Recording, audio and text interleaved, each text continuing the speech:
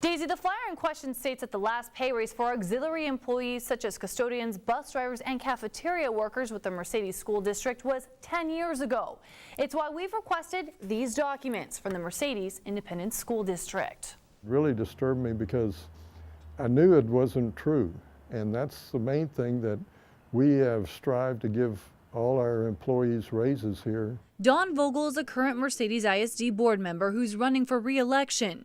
He finds this flyer insulting, and he's not the only one. Very disheartening to know that a teachers organization would be mailing information like this out to our community in order to sway an election. The flyer was mailed out to many Mercedes residents and was paid for by the Texas State Teachers Association Political Action Committee based out of Austin. It claims that auxiliary employees like bus drivers and custodians' last pay raise was 10 years ago. It's become a political football as far as that it was lied, that it's a lie.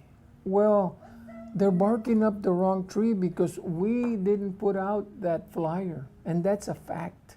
Eddie Howell is a candidate for the school board and is one of those named on the flyer.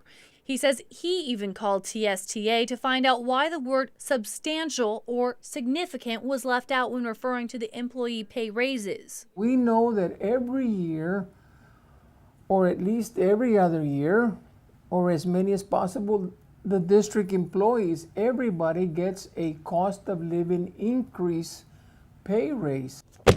Action 4 News requested documents as far back as 2004. Every year, MISD employees, administrative and auxiliary, have been given pay raises, and that's where opinions differ. Well, if you look at an administrator that is making, let's say, $90,000, if he gets his 2.5, put the numbers together, and you're almost looking at getting close to maybe a $2,500 raise. Howell says compare that to someone who makes $20,000 a year. A 2.5% raise only equals about $500. He says the disparity is in the dollar amounts. So it seems to have become a race of the haves against the have-nots. But board president Brian Acosta disagrees. He tells Action 4 News it's about having pay rates competitive to other districts as well as balancing the annual budget. There are pay grades that we got to abide by, and that's set out for us by TASB.